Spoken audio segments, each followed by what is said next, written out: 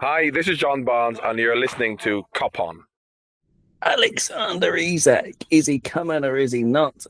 Got no idea. You don't have any idea, but I have some thoughts on the matter, and I'm delighted to be joined by Brian right next to me on your stream, if you're streaming this on YouTube, and about to tickle your auricles if you're listening to the audio version. Brian, welcome back. It's been far too long. How are you? You're in Hong Kong. There's some kind of typhoon warning. Are you okay? Are you hunkered down? Yeah, I'm very good. I'm just smiling ear from ear. Every day something great happens with my football club, and I just getting the news in that we've signed that chap who I'm going to call Ekatike. It's not bad. Eki TK. Ekitike. Yeah, or Hugo if you want, or Ugo, because they don't pronounce the H. Ugo. Ugo Ekatike. Perfect. Sounds just like a native French person. Very good. Yes. Very good. Yeah, Ekatike is very, very exciting. We will talk about him. And in the meantime, we're going to also talk about, Alexander Isak. Because there's been a lot of guff and gubbins and the likes in recent days about how Liverpool. Let's just have a bit of a recap. Okay, so Liverpool fans, some of them in the podcasts I've been listening to, have been convincing themselves that Alexander Isak is going to join Liverpool. And I think that's utter tosh. I don't think we should be getting our hopes up. I don't think we should be doing anything of the sort. So let me just check that this is live on YouTube as well. Sorry, excuse me. But so the argument goes that Liverpool were told by Isak or Isak's representatives to make an approach to Newcastle because something might be able to happen. Liverpool did so. Newcastle immediately said F off, perhaps using those words or other words to that effect. So Newcastle told us to F off immediately. So then Liverpool went back to Isak and said, well, this is you have to put in a transfer request. You have to be, claim a Coutinho-esque bad back. You have to, do this, that, or the other to make this move happen. And so then Liverpool, were basically told that there was no way that this was getting done. The Liverpool fans who I think still believe that Alexander Isak could be a Liverpool player are saying that if the player now really, really pushes for a move, then we can do it.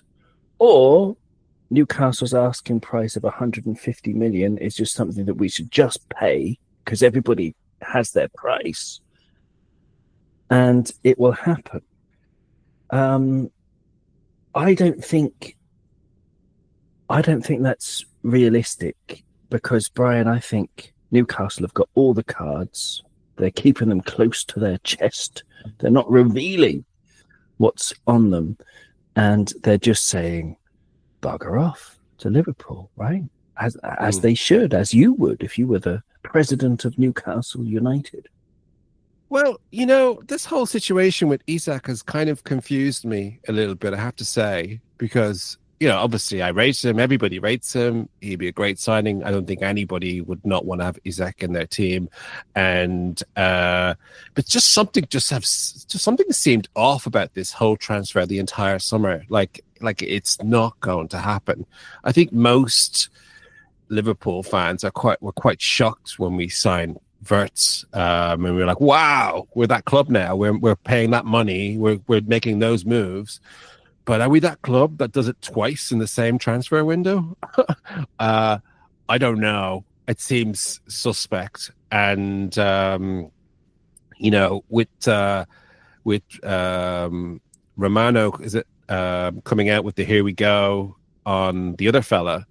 I mean, surely that's going to put that to bed. We're not going to sign him and Isak in the same window and Vert. So I think it's kind of a moot point. The only way I'd see him, I would imagine most players want to come to us now where we are, what we're doing and the team that we're building. We're obviously building a new team and it's an exciting looking team.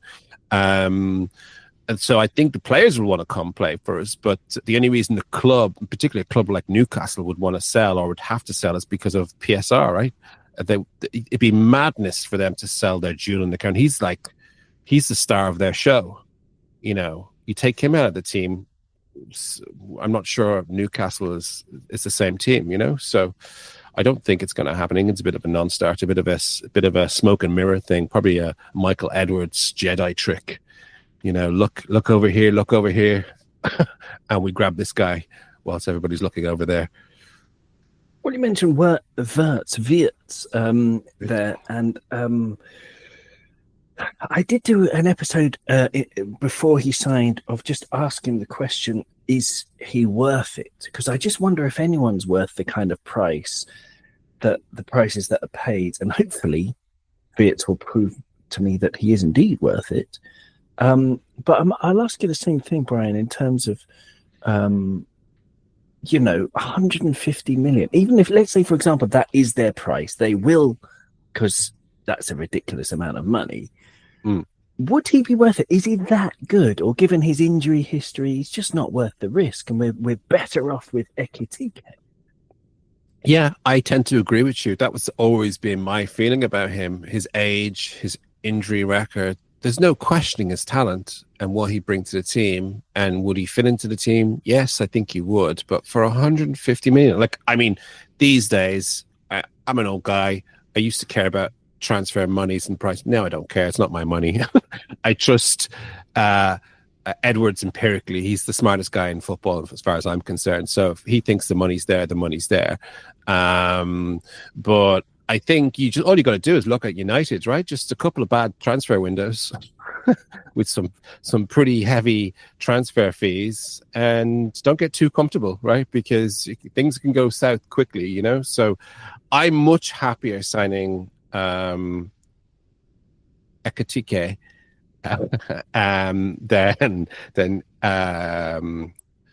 than my brain's gone blank. Isak. I think it's a smarter move. I think there's a player there, the new lad, and it's normal money, even though the price is still quite high. It's definitely much more doable, and we haven't even sold any players yet, which I'm sure we will in the next coming days. But I didn't think it was going to happen, and it's definitely not happening now. The way things stand, I think. Yeah, I mean, well, there you go. I wanted to have some kind of debate in which we have differing opinions, but no, we've got the same opinion. It's not happening. The people who are clinging on to the idea of Isak joining Liverpool are, I don't know, deluding themselves, perhaps. Eddie Howe, though, because did you see that Newcastle lost 4-0 to Celtic in a game in which Isak did not play? He was taken out of the team and indeed the squad by Eddie Howe. He didn't travel. And Eddie Howe, from that match, according to Keith Downey, who's a Sky Sports journalist, Eddie Howe said, yes, I'll do an Eddie Howe impression, which is not very good, but I just feel like doing it. Go on then. Eddie Howe said, yes, I've had discussions with him, but that's not abnormal. I respect a player's career and how short it is. No, I'll stop doing that. Alex, to continue. Brilliant. Continue. It's not very good. I mean, I've never won any prizes. Eddie Howe is in Coronation Street. Yes, exactly. I don't know where EastEnders between the two. So Eddie Howe, I'll start that again. Eddie Howe said, yes, I've had discussions with him, but that's not abnormal. I respect a player's career and how short it is. Alex has been really good. He's trained really well, and I realize there'll be noise around him. I chose to send him home. The last thing Alex wants, if he is not playing, to be sat in the stand and under that scrutiny. Then if he wasn't going to play today, we mutually agreed that he shouldn't be here. So he's just contradicted himself. He began by saying it was my decision, and then he said we mutually agreed that he shouldn't be here. Then he said, has there been any approach for Alex? No, there's been no formal approach. We have a few of these players who are irreplaceable. Your top players are so hard to find, so hard to recruit, and so hard to develop. So when you have them, you need to treasure them. Of course, we're desperate to keep him as part of our team. I think it's difficult for me to ever give 100% clarity on any player. I'd never do that. All I can say is Alex is happy at Newcastle. He loves the players, the staff, the team. I've never had any issue with him, and I'm confident he's going to be here at the start of the season. So there are two ways of looking at that. If you're extremely optimistic, stroke deluded as a Liverpool fan, then you're going to say, well, there's still a chance, in that Dumb and Dumber Jim Carrey way.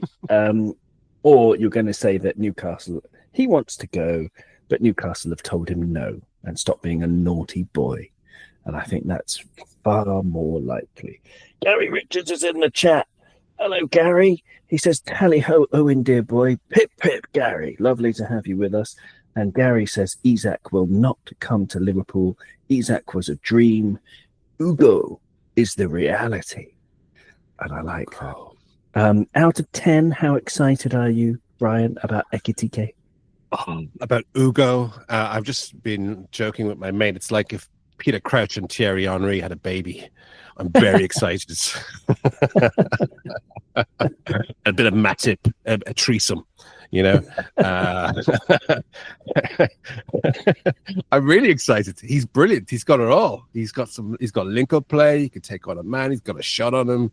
He's at the right age. He's the kind of player that we like to sign, actually. You know, we've signed some players in recent years that have reputations, like Gravenberch, right? Gravenberch was like highly rated all across Europe, but just didn't quite work out for him. He came to us, and we're seeing the player that was everybody knew was there all along. It's the same with Ugo. He's, you know, there's a reason why we're paying all this money. He's very highly rated. And there is a player there, you know, and let's see what he's like. Second bite at the apple at a big club. As we talked earlier on, I actually genuinely, I much prefer we signed him than Isak's, because I just think there'll be just so much weight with that signing. And I think also Liverpool are buying the league as well. You start to hear that, I'm sure. But I think this is the kind of player that will just balance us out. I can't see, like, I have to say with Isak, there's something does seem kind of off about it, because I'm not saying the door, like, it's 99% it's not going to happen, but there still are weird things happening. And some people who I respect are quite convinced he's still coming, which is bizarre. And the fact that he hasn't played today or whenever they played is, again, a bit of a weird one. I mean, I can't see a world where we sign Hugo and Isak at the same time. Where would they play? You know, how would we fit all those players in? So, yeah. Well, there's another rumor going around, Brian, about Isak going to Saudi Arabia. So Saudi Arabia put in 250 million bid or whatever, way over the odds. But of course, Newcastle are owned by Saudi Arabia. And there's something I really don't like about that rumor, in that, given the corruption that we've seen and the way that some clubs can just spend as much as they like, hello Chelsea, without any kind of recrimination, and they don't have to spend within their earnings, even though they're supposed to. If players can start going from Newcastle to Saudi Arabia, we can see all kinds of cooking of the books going on, Brian. And I think there should be some kind of guarantee that Newcastle players cannot be transferred to Saudi clubs, because if they allow it, then what's to stop? For example, one of their lesser players, who's I don't know, Luis, what's his name? The young midfielder, Miley. That's right, Luis Miley. Who's probably, his market value is around about 40 million, because he's overpriced as an English player, but 40 million would be his market rate. But what would hypothetically, what would stop a Saudi club from bidding 200 million for Luis Miley, thus significantly augmenting Newcastle's coffers, and then leading Newcastle to say, well, we're acting within PSR and financial fair play because we've just had 200 million for Luis Miley. So now we're going to spend that on, I don't know, half of the price of Kylian Mbappe or whatever. I think it's so tricky to police all this, right? Particularly with the feeder clubs model, the multi-club model that's out there as well. I mean, I think there's an element of if you can't beat them, join them. I just don't know how they police that in reality, considering the Saudis have so many people in their back pocket. Let's be honest. In the game, it's not like there's a huge appetite to kind of put them into check either, right? But I know what you're saying, and the only thing that's kind of given me the only good thing I've seen actually since Newcastle was bought by them is they haven't really massively splurged the cash, right? They have spent money, but at least they're presenting themselves as they're trying to be reasonably financially in line with guidelines. But unlike now, City.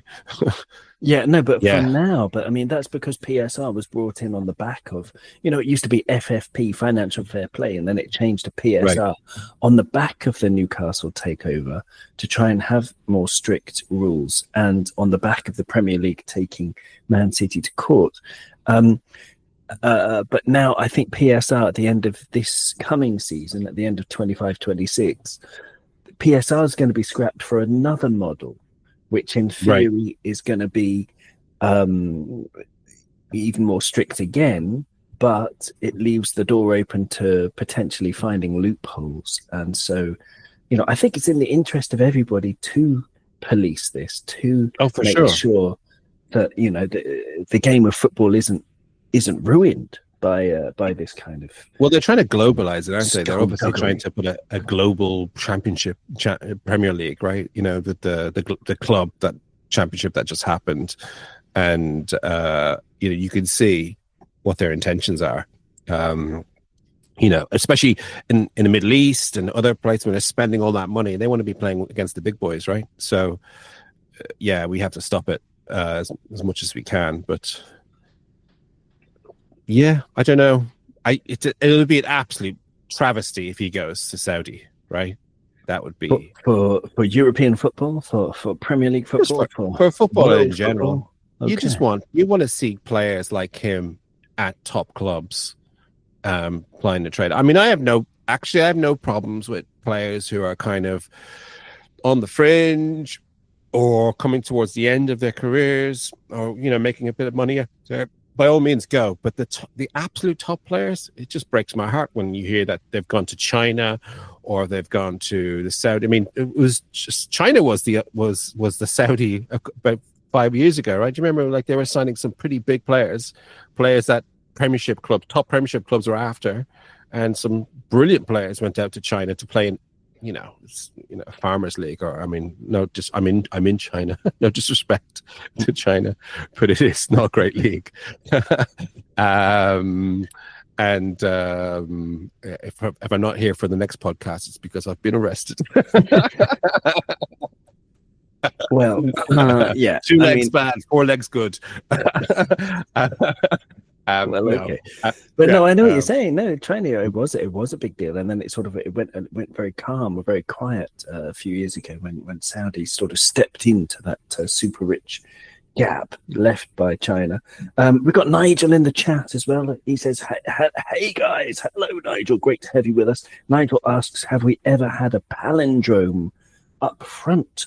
Billy Liddle is Ledil. That's probably the closest we've got to any other palindrome, but Ekitike is indeed a palindrome, and I think he's the only one, not just up front, but in defence. Great name for a nightclub. Correct me if off to the palindrome. Correct me if I'm wrong, but I don't think we've ever had a palindrome up front. Gary says Rodrygo is next, and Yash is with us. Hello, Yash Mishra. Great to have you with us, Yash. And Yash asks, what's your opinion on selling Diaz and bringing in Rodrygo? Yash says they think it's an upgrade.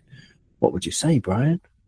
Yeah, I love Diaz. I love Luis, but he's one of those players where, I mean, I get it. He's been angling for a move since day 2 of him arriving here, and he's one of those players who obviously wants to play for Barcelona or club out in Spain or whatever. He's on a pretty crap contract, let's be honest. But he's a player and he contributes, and he's obviously, I mean, I don't know, we have all the cards, right? Whatever happens, I think it'll most likely be a good outcome for us. Because we are obviously holding tight on a number, and if we can get north of 80 million for him as a 28-year-old, then I think, I'd break their hands off, and I think Rodrygo is obviously an upgrade for sure. Oh, man, really? I can't disagree more. I cannot disagree more. No, absolutely not. No, I think. Let me preface. I'll share some things with there, but let me just preface this by, I actually, I've never seen Rodrygo play, so that's based on just complete vapor, and the fact that he plays for Real Madrid and he's got a slightly better name, and he's Brazilian. on those technical attributes, he's obviously a better player. Well, there you go. You can see a scouting report from FB Ref on your screen, and if you're listening on the audio feed, then you're very welcome. Hello. And I'll just explain a couple of things about it. But Luis Diaz, basically 13 goals and 5 assists from 2,500 odd minutes of Premier League football last season. That's 18 goal involvements from about 2,500 minutes, which is very, very good. That is short of the number that you really want, which is, if you've got 2,500 minutes, you ideally want around about 22 or more goals and assists. He got 18, which is very, very good. Like, it's incredible. Rodrygo, his scouting report, he's a bit better in terms of pass completion. He's better at keeping the ball. Rodrygo's in the 98th percentile, whereas Luis Diaz is in the 93rd percentile. They're both very good at it, but their profiles are quite similar. Rodrygo is better at progressive carries. Diaz is slightly better at successful take-ons. Rodrygo's got all these nice stats, like he's very good at take-ons and carrying the ball. He's very good at keeping the ball. He gets a lot of touches in the attacking penalty box. He's in the 82nd percentile, but Luis Diaz is in the 87th percentile. That can be more tactical than anything. Defensively, Rodrygo is actually quite impressive. He's pretty good at doing the donkey work. Maybe surprisingly good. But Luis Diaz has a lot more goals and assists. Do you know who he reminds me of? Go on. Sterling. Go on.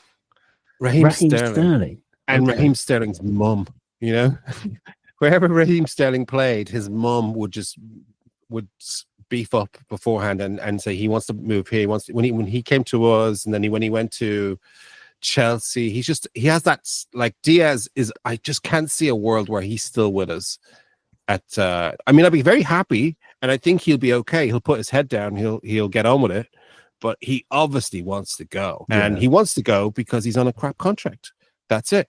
And if he's not going, and I think fair enough, offer him a contract that he's earned, right? He's been angling for a new contract now for 2 seasons, practically. Has it been 2 seasons? I'm not sure, but it seems like a long time. And if Bayern Munich are in for him, and we're not prepared to pay him the money that he's due, and he is due it, I think he's on 50 grand a week, right? No, those rumors have been debunked. It is more. Oh. But it's especially with incentives and goal bonuses and all that stuff, he's on. It's closer to. It's still nowhere near other attackers, and it's is it more like 70 going or rate. something? No, it's more like a basic salary of like nobody knows, but someone sort of they debunked it somehow. Someone found out, and it was reasonable. It was like, I don't know, 75k a week, but then if he scores, he's got massive goal and assist bonuses or something. So it's not actually that bad, but it is slightly lower than the market average for someone that good. But no, but my point before was that Rodrygo only has 11 goals and assists from 3,100 odd minutes. 11 goals and assists. Yeah. From 2,500 minutes, 600 minutes fewer, which is a significant amount of games. Diaz has 7 more goals and assists than Rodrygo. Look, so I think the problem with Diaz is not his talent, not his skill. Is he a top player? We all agree he's a top player. Is he a Liverpool player? Yes, he is. But my problem with Diaz is that there's always been noise around him. Always, the whole time since he's been here. Like even when he had that whole unfortunate situation with his parents and I think his father or whatever, and Liverpool fans did what Liverpool fans do, and we round up the wagons, we supported him, we got behind him, and thank God his dad was returned and whatever. But almost like a week later, it was like another story in the press about he wants to go to Barcelona or something like that.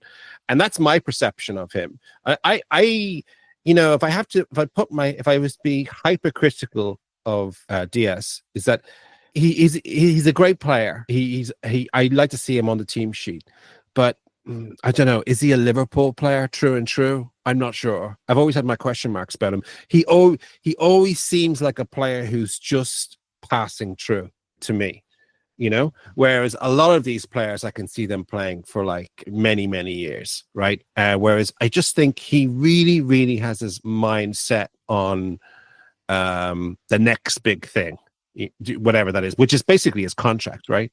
An element of that. But I guess, as I said, I think we're in a great position. We have all the cards. He has a long contract with us. If he stays, I think he sticks his head down, he gets on with it. I think it's not a problem. If he goes, I think we're going to get a great price for a player that's pushing on. And I don't know how many more years he has in him at that level, and I don't know what Rodrygo, I mean, like he comes with a massive reputation again in world football, one that's not fulfilled at the moment. And, we seem to excel with players like that. These players who maybe haven't reached the heights that people expected of them, they come to Liverpool, the fan base gets around them, and they flourish here, So I think on that level, I get what you're saying. It's obvious that Lewis is a great player. We love him. We wouldn't have a chant for him otherwise. Even though he's asking to go to other clubs, we still have a brilliant chant for him. But there's always been this idea that if the right kind of money came in for him from a big club, he'd be off. Yeah, okay. I mean, all that's very, very fair. Very fair. I've got some more comments in that I'd like to address chronologically. Gary Richards says that Man United want to hijack the Gyökeres deal from Arsenal, 70 million. But then since then, Fabrizio Romano, just a few minutes ago, has put out a tweet saying Gyökeres is very clear that he doesn't want Man United. He really just wants Arsenal. So we'll see what happens there. That's a long-running saga that I'm glad we're not a part of. Nigel says that Liverpool are playing a behind closed doors friendly versus Stoke, and it's 4-0 at half time. A Darwin hat trick, and Rio Engamoha, the 16-year-old wonder kind, I think in German. Don't know why. And Yash is back in with a comment saying, Yash says, I have watched Rodrygo for some time as my mate is a Madrid fan. He's just really raw, but with a really high ceiling. And 11 goals and assists was because he was asked to play out of his natural position due to Mbappe. I would totally agree with you, Yash, and you might be right. He might absolutely thrive at Liverpool. But in terms of being raw, he's actually 24 years old. This is the thing that I didn't realise until I looked it up last week. He's not, I thought he was like 21. No, he's 24 years old. So yes, he has some room to improve. And if he finds the right club, it could happen. But when you're 24 and you've played 3,100 minutes, even out of position, playing on the other flank, I'm not sure. I'm just not sure. But you've seen him a lot more than I have because your mate's a Madrid fan. So I'm going to say that obviously everyone's welcome to your opinion. I'm just not sure. But Brian, go on. I was going to say I heard something. Somebody was talking about him recently and saying that even he doesn't get a lot of time playing time at Real Madrid, but when he does, he contributes. Every time. But that's the thing, 3,100 minutes is like 31 appearances in La Liga out of 34 maximum games. It's not, he wasn't like, he played a hell of a lot of football, much more than Luis Diaz. So he played. I don't know if it was like in his recent, because I think the context was in recent times he wasn't getting a lot of playing time, but when he did get the playing time, he hit the ground running every single time. Like every time they brought him on or he started, which wasn't a lot, he contributed. Another wrinkle to this story, to this whole question of the left-hand side, is Rio as well. I'm really excited by him, and he, again, he's a potential world beater. And we have to think about him. We have to think about his route to the first team. And I really, really want to see him get playing time this season. And that's something that we have to think about as well. And when we're thinking about who are we signing somebody on the left? If that's we are, exactly my last question for you. It's absolutely brilliant. I want to ask: do you think we need another attacker? Let's say Diaz is out the door. We brought in Ekitike. Do we need another attacker, or do we develop Rio, keep him as the sixth option, and keep Darwin? Darwin's just banged in a hat-trick in the first half. This is buzz cut Darwin. The last time he had a buzz cut was the season in Benfica when he got 32 goals. Oh, wow. You would think that, there might be some kind of redemption for Darwin, redemption story where, they just, the past is the past. It's all bygones. And this season, he's going to be a Liverpool player, and he's going to play as much as possible. He may even start the season ahead of Ekitike and see how he goes, and that might inspire him to kick on. So that's the question. Do we need another attacker, or should we develop Rio and keep Darwin? I'm with you. I mean, it's a bit of a boring show. We could tend to agree on most things, except for the things I know absolutely nothing about, like stats and actual playing ability. But yeah, no, definitely. I mean, I definitely think Rio. Look at Trent, right?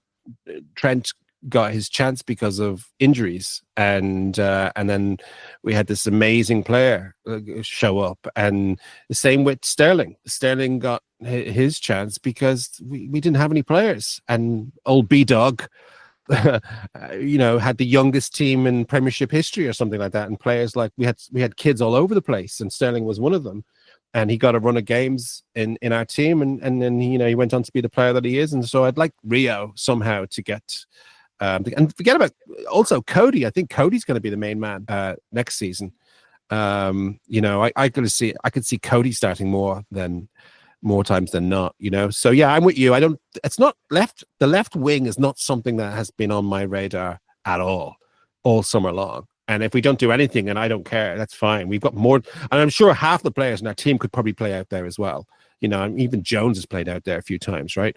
So I'm not really that worried, especially with Kirkus bombing on, and Andy's in the background. So the only other player that I'm hoping we get now is the lad from Crystal Palace, right? That would just be that would just be the perfect. I was talking to my buddy. I was saying this is probably one of the best, if not the best, transfer windows we've had, because we are champions and we've strengthened with all these players. We've had good transfer windows in the past 20 years, but we haven't been champions and had great transfer windows. And that's what we're doing now. From a position of absolute strength, we're going out there and we're signing some of the best players on the market.